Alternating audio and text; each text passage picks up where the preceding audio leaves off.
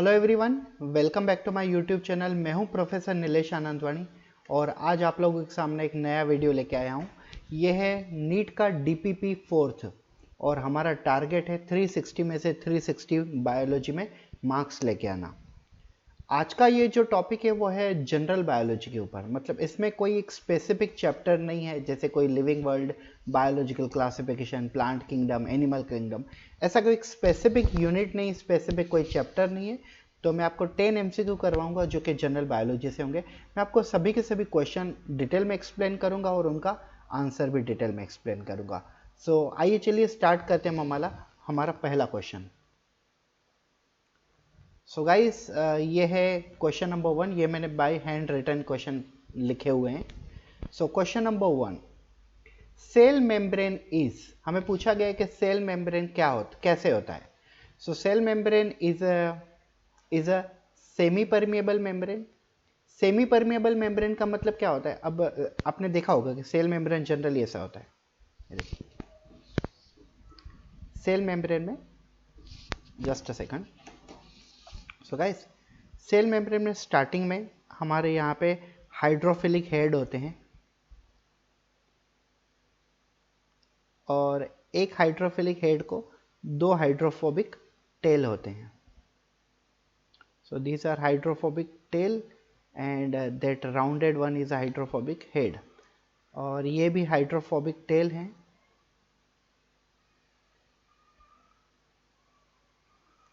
और ये है उनका हाइड्रोफिलिक हेड। ठीक है, तो सेल मेम्ब्रेन जो होता है वो फॉस्फोलिपिड बायलेयर से बना होता है और ये फॉस्फोलिपिड बायलेयर में सेल मेम्ब्रेन अलग अलग प्रकार की प्रॉपर्टी दिखा सकता है। सेल मेम्ब्रेन मोस्ट प्रोबेबली क्या होता है, वो ये होता है सिलेक्टिव परमिएबल, या तो आप इसे कह सकते हो सेमी परमिएबल। सेमी परमिएबल मतलब ये सिर्फ 50% मॉलिक्यूल को ही परमिट करता है। सेमी परमिएबल 50% मॉलिक्यूल को परमिट करता है, मतलब अगर सॉल्यूशन है तो सॉल्यूशन में से सॉल्वेंट को परमिट करेगा, या तो अगर कोई सॉल्यूट को परमिट करना है तो उसे कोई स्पेसिफिक प्रोटीन के थ्रू परमिट करेगा। तो हमारे पास ऑप्शन है सेमी परमिएबल, नॉन परमिएबल मतलब कोई भी चीज़ें परमिट नहीं होती है। थर्ड है फ्रीली परमिएबल। सेल वॉल जो होता है, सेल वॉल जो होता है वो सेल वॉल फ्रीली परमिएबल होता है। Allow only solvent, sorry allow only solutes, तो सिर्फ सॉल्यूट को परमिशन देगा ऐसा जरूरी नहीं है। तो हमारा जो फर्स्ट नंबर का है क्वेश्चन, उसका आंसर निकल के आ जाता है A, semi permeable. Question number second, virus word was coined by, तो हमारे सामने चार साइंटिस्ट है, Oswald Avery, Charles Darwin, Louis Pasteur and T H. Morgan. पहले तो आपको चारों साइंटिस्ट के एटलीस्ट आपने नाम सुने होंगे तो सब बेटर हो सकता है। ठीक है, सो फर्स्ट है ओस्वाल्ड एवरी। क्या किया था इन्होंने? Oswald Avery was a person who have done the experiment to prove DNA as a genetic material. Oswald Avery, तो वायरस का इनसे कोई रिलेशन नहीं है।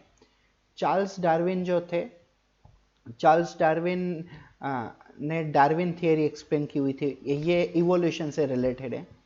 और लुइस पास्टर, इनको हम फादर ऑफ, इनको हम क्या कहते हैं? इनको हम कहते हैं फादर ऑफ माइक्रोबायोलॉजी कहते हैं हम इनको। और लुइस पास्चर ही वो साइंटिस्ट थे जिन्होंने germ theory of disease, pasteurization technique दी थी। और वायरस का जो वर्ड है ये भी इन्होंने कॉइन किया होता, टाइफाइड शब्द भी नहीं इन्होंने दिया होता। अब टी.एच. मॉर्गन जो है, T H. Morgan is related to the linkage.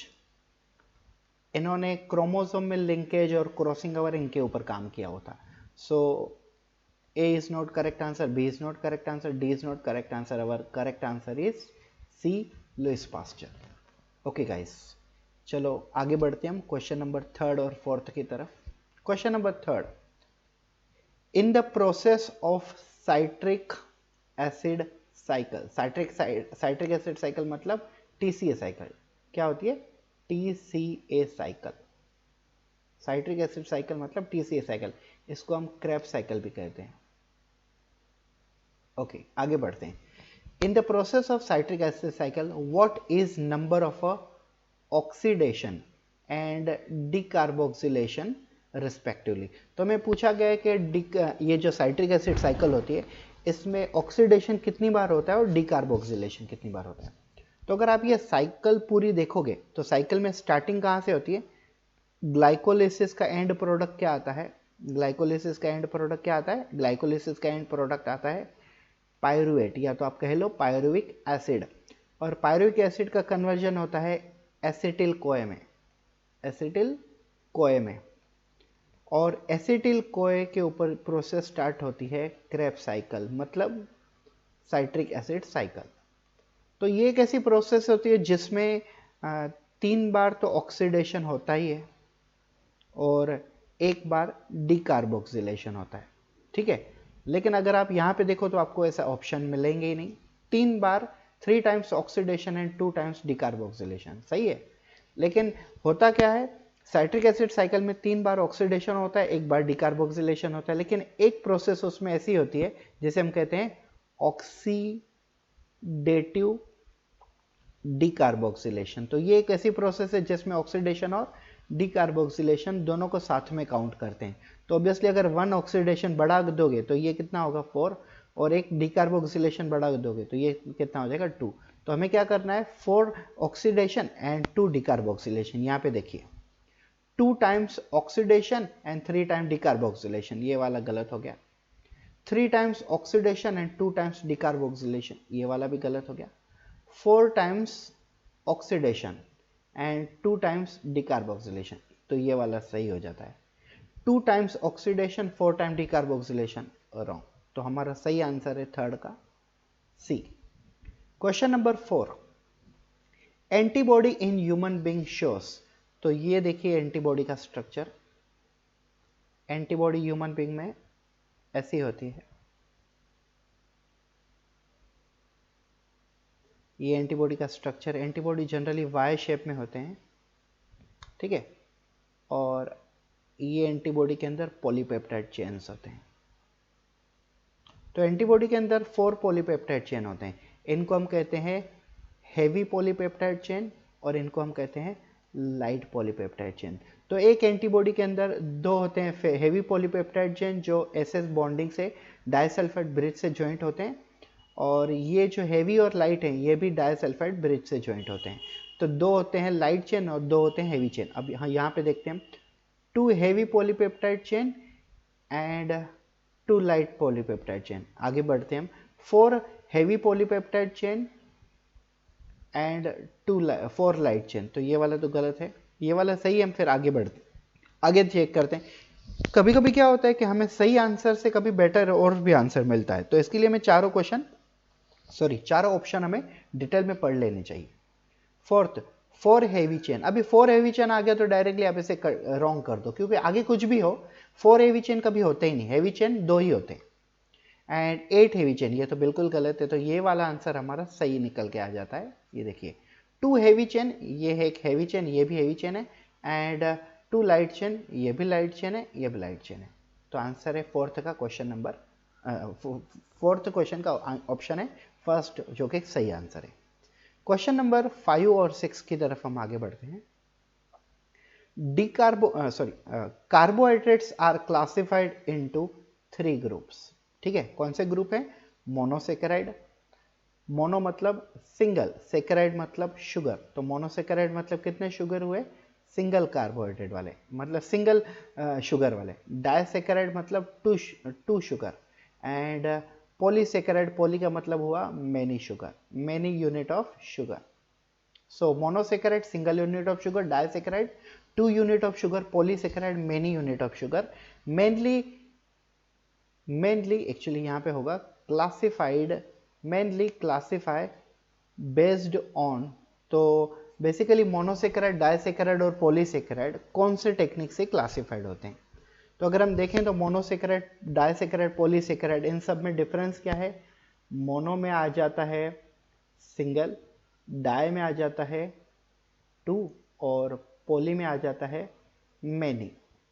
और इन तीनों में जो कॉमन चीज़ आ जाती है वो होती है शुगर।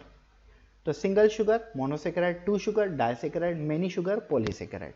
तो ये सब क्या है, on the basis of number of sugar atom. तो देखते हैं हम, ऐसा ऑप्शन है functional group present in the carbohydrate. तो कार्बोहाइड्रेट के फंक्शनल ग्रुप से हम मोनो, डाई और पॉली में क्लासिफाइड नहीं करते हम। Second, number of fatty acid attach to alcohol, ये तो डेफिनेशन हो गई लिपिड की, तो ये तो कार्बोहाइड्रेट है ही नहीं, तो सेकंड ऑप्शन भी गलत हो गया।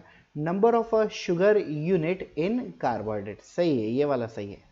D, number of carbon bond as a saturated fatty acid, तो सेचुरेटेड, जैसे सेचुरेटेड फैटी एसिड में सिंगल कार्बन बॉन्ड होता है, अनसेचुरेटेड में डबल कार्बन बॉन्ड होता है। हमारा ये वाला आंसर नहीं है, तो हमारा आंसर निकल के आ जाता है C, third, number of sugar unit in carbohydrate.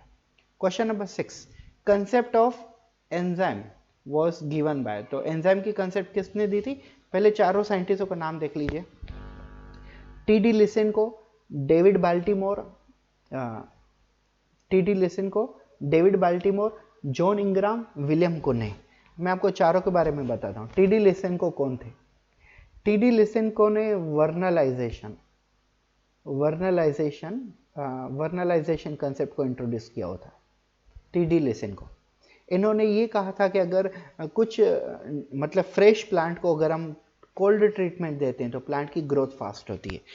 इस कंसेप्ट को हम कहते हैं वर्नलाइजेशन। डेविड बाल्टीमोर, इन्होंने रिवर्स ट्रांसक्रिप्टेज एंजाइम की डिस्कवरी की थी, जो कि HIV वायरस में होती है। जॉन इंग्राम, इन्होंने ये कहा था कि mRNA के ऊपर जो चेन होती है जीन्स की, उस जीन से हम पॉलीपेप्टाइड चेन बना सकते हैं। ये प्रोटीन सिंथेसिस में इनका रोल है। और आखिरी में बचते हैं विलियम कोने। अभी इन तीनों के बारे में मुझे पता है, इसके लिए फोर्थ ये बचते हैं, इसके लिए वो आंसर है, ये नहीं। विलियम कोने के बारे में पता है। विलियम कोने जब फर्मेंटेशन प्रोसेस कर रहे थे, तो फर्मेंटेशन प्रोसेस करते समय उन्होंने एंजाइम की डिस्कवरी की थी। उन्होंने कहा था एन मतलब इन, और जाइम का मतलब होता है यीस्ट। इन्होंने ये स्टडी किया, यीस्ट के अंदर एक ऐसी चीज होती है जो सबस्ट्रेट का कन्वर्जन प्रोडक्ट में करती है, तो उस चीज को हम क्या कहेंगे? उस चीज को हम कहेंगे एंजाइम। तो ये डेफिनेशन हो गई। Enzyme is any proteinaceous substance which convert substrate into product. तो आंसर है विलियम कुने, डी। चलो नेक्स्ट क्वेश्चन की तरफ हम आगे बढ़ते हैं। Question number 7 and 8। 7 नंबर, the fluid which act as a lubricant and shock absorber in heart is, तो ये देखिए हमारे सामने ऑप्शन है सेरेब्रोस्पाइनल फ्लूइड, जिसे हम जनरली CSF के नाम से पहचानते हैं, pericardial fluid, synovial fluid and all of this. तो ये देखिए फर्स्ट, सेकंड और थर्ड, ये जो तीनों है वो तीनों के तीनों फ्लूइड हैं, लेकिन हमें क्या पूछा गया है कि एक ऐसा फ्लूइड जो लुब्रिकेंट है और शॉक एब्जॉर्बर है। तो तीनों के तीनों फ्लूइड वैसे ही काम करते हैं, लेकिन हमें पूछा गया कि वो फ्लूइड कहाँ होना चाहिए? हार्ट में होना चाहिए। तो भाई अगर हार्ट में होना चाहिए तो उसका आंसर आ जाता है बी, पेरिकार्डियल फ्लूइड। तो पेरिकार्डियल फ्लूइड हार्ट में होता है, ये हमें लुब्रिकेंट प्रोवाइड करता है और शॉक एब्जॉर्बर प्रोवाइड करता है। ऐसा क्यों? अब आप ये देखिए पेरिकार्डियम, पेरिकार्डियम का मतलब होता है हार्ट का वॉल। तो हार्ट के वॉल में जो लेयर होते हैं वो इपिकार्डियम होता है, मायोकार्डियम होता है, एंडोकार्डियम होता है। तो ये लेयरों के बीच में लुब्रिकेंट और शॉक एब्जॉर्बर का काम करता है pericardial fluid. Cerebrospinal fluid found in the brain, pericardial fluid found in the heart, whereas synovial fluid found in the joints, especially which joints? Synovial joints। चलो आगे बढ़ते हैं। Question number 8, the number of molar teeth in dental formula. तो molar teeth जो होते हैं वो होते हैं ऑलमोस्ट 12 होते हैं, 12। तो अगर आप ये देखो, ये ऊपर वाला जो है और ये नीचे वाला जो है, तो आप इसे कंसिडर कर लो, दिस वन इज अपर जो and this one is lower जो। सो अपर जो है 1 molar, 2nd molar, 3rd molar at left side, and 1 molar, 2nd molar, 3rd molar at right side, and lower jaw also have 3 molar left side, 3 molar at right side. So total number of molar are 12। देखते हैं, 3 teeth out of 32 teeth, 3 teeth नहीं, 6 teeth out of 32 teeth नहीं, हमें molar formula, पूरा dental formula पूछा गया। Dental, सिर्फ dental formula हो और यहाँ पे अगर 32 उन्होंने एक्सप्लेन नहीं किया होता तो शायद 3 टीथ भी आ सकता है, लेकिन उन्होंने कहा है आउट ऑफ 32। तो आउट ऑफ 32 में कितने होते हैं? 12 टीथ आउट ऑफ 32 टीथ, तो ये वाला सही आंसर हो जाता है D, 8 teeth out of 32 teeth. नहीं, टोटल मोलर टीथ होते हैं 12 टीथ। ओके, क्वेश्चन नंबर 9 की तरफ हम बढ़ते हैं, 9 एंड 10। बायोगैस प्रोडक्शन इज, सो हमें पता है बायोगैस प्रोडक्शन 3 स्टेप होता है। It's a 3 step anaerobic procedure. इसमें क्या होता है, जो सबसे पहली स्टेप होती है उसमें हम पॉलीमर का कन्वर्जन किस में करते हैं, मोनोमर में कन्वर्ट करते हैं, ये पहली स्टेज। उसमें सेकंड स्टेज में मोनोमर का कन्वर्जन हम एसिटिक एसिड में करते हैं, ये सेकंड स्टेज। ये पहली स्टेज, ये सेकंड स्टेज। और थर्ड स्टेज में क्या होता है, एसिटिक एसिड का कन्वर्जन हम बायोगैस में करते हैं। तो ये 3 स्टेजेस हैं। अब इन 3 स्टेजेस में देखिए, it's a 3 step anaerobic procedure, ये वाला सही हो जाएगा। फिर भी हम पढ़ लेते हैं चारों। 2 स्टेप अनएरोबिक प्रोसेस, 2 स्टेप तो है ही नहीं। 2 स्टेप एरोबिक प्रोसेस, एरोबिक तो ऑब्वियसली है ही नहीं और ना ही 2 स्टेप है। इट्स अ 3 स्टेप सही है, लेकिन एरोबिक नहीं है, ये अनएरोबिक है। तो इसका सही आंसर जो निकल के आता है वो होता है A, 3 step anaerobic procedure. Okay, question number 10, last question of the test. Viruses which attack on क्या है, virus which attack on bacterial are called bacterial viruses, they are also known as. हमें पूछा गया है कि वायरसेस जो bacteria के ऊपर अटैक करते हैं उनको हम कहते हैं बैक्टीरियल वायरसेस। तो बैक्टीरियल वायरसेस को और दूसरा नाम कौन सा है, ये हमें पूछा गया, ऑल्सो नोन एज। तो options are cosmid, plasmid, bacteriophage and virus. पहले मैं आपको इन सब के मतलब बता देता हूँ। कोस्मिड क्या होता है, अगर कोई 50% प्लाज्मिड और 50% मतलब 2 अलग अलग अगर जेनेटिकल कैरियर मॉलिक्यूल है, वेक्टर हैं, तो उनसे एक्चुअली बनता है कोस्मिड, उनसे कोस्मिड बनता है। और प्लाज्मिड तो है, it's a small circular double stranded automatic replicable DNA which use for gene transfer in the genetic engineering और रिकॉम्बिनेंट डीएनए टेक्नोलॉजी। वायरॉइड्स क्या होते हैं, वायरॉइड्स ये आरएनए कंटेनिंग लिविंग ऑर्गेनिज्म होते हैं, जिनको थियोडोर डायनर ने डिस्कवर किया हुआ था। और ये वायरॉइड से प्लांट में इन्फेक्शन कॉज करते हैं। और बैक्टीरियोफाज जो होते हैं ना, वो वाले वायरस होते हैं जो बैक्टीरिया के ऊपर अटैक करते हैं। ये देखिए, मान लो ये बैक्टीरिया है और ये है बैक्टीरियोफाज। तो बैक्टीरियोफाज बैक्टीरिया के ऊपर अटैक करता है, उनको हम कहते हैं बैक्टीरियोफाज। तो इसका आंसर हो जाता है सी। सो गाइस, ये थे हमारे 10 क्वेश्चन। फिर से एक बार देख लीजिए। क्वेश्चन नंबर 1 का आंसर है semi permeable membrane. Question number 2 का आंसर है लुईस पास्चर। क्वेश्चन नंबर 3 का आंसर है, आपको दूसरी पेन से बता देता हूं,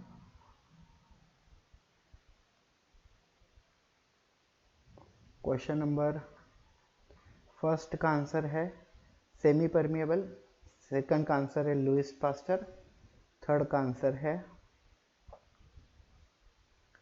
4 ऑक्सीडेशन एंड 2 डिकार्बोक्सिलेशन, 4th का आंसर है 2 heavy chain polypeptide and 2 light chain, A option. 5th का आंसर है C, number of sugar units in carbohydrate. 6th का आंसर है डी, विलियम कुन है, मैंने आपको सब डिटेल में एक्सप्लेन भी किया हुआ है। क्वेश्चन नंबर 7 का आंसर है B, pericardial fluid. Question number 8 का आंसर है C, 12 teeth out of 32 teeth. Question number 9 का आंसर है A, 3 step anaerobic process. And 10 का आंसर है C, bacteriophage. So thank you so much guys for watching this video. अगर आप हमारे channel पर नए हैं तो प्लीज़ प्लीज़ प्लीज़ आपको रिक्वेस्ट करते हैं हम कि हमारे चैनल को सब्सक्राइब